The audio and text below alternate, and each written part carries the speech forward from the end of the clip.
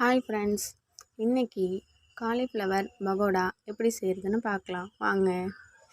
Cauliflower பூவை எடுத்து அதை நல்லா க்ளீன் பண்ணிவிட்டு ஒரு வாணலில் தேவையான அளவு தண்ணி வச்சு அது கூட மஞ்சத்தூள் உப்பு போட்டுட்டு நம்ம க்ளீன் பண்ணி வச்ச காலிஃப்ளவரையும் அதில் போட்டு கொஞ்சமாக வேக வச்சு எடுத்துக்கலாம்.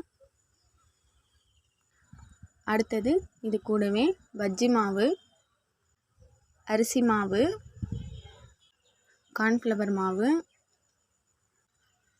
அடுத்தது கொஞ்சமாக காரத்தூள், அடுத்தது தேவையான அளவுக்கு உப்பு சேர்த்துக்கலாம். இது கூடவே உங்களுக்கு தேவைப்பட்ட இஞ்சி பூண்டு பேஸ்ட்டும் சேர்த்துக்கலாம். கொஞ்சமாக தண்ணி சேர்த்து நல்லா பிசைஞ்சிக்கோங்க. அடுத்தது இது கூடவே கலருக்காக கொஞ்சமாக கேசரி பவுடர் சேர்த்துக்கோங்க. அடுத்தது வாணலில் தேவையான அளவு எண்ணெய் வச்சுக்கோங்க. எண்ணெய் நல்லா காஞ்சதுக்கப்புறம் நம்ம பரட்டி வச்ச காலிஃப்ளவர்லாம் ஒன்று ஒன்றா போட்டு நல்லா பொரித்து எடுத்துக்கலாம். இப்போ பாருங்கள், சுவையான காலிஃப்ளவர் பகோடா ரெடி ஆகிடுச்சி. நம்ம வீடியோ பிடிச்சிருந்தா லைக் பண்ணுங்கள், சப்ஸ்கிரைப் பண்ணுங்கள். நீங்களும் உங்கள் வீட்டில் ட்ரை பண்ணி பாருங்கள். நெக்ஸ்ட் வீடியோவில் பார்க்கலாம். பாய்.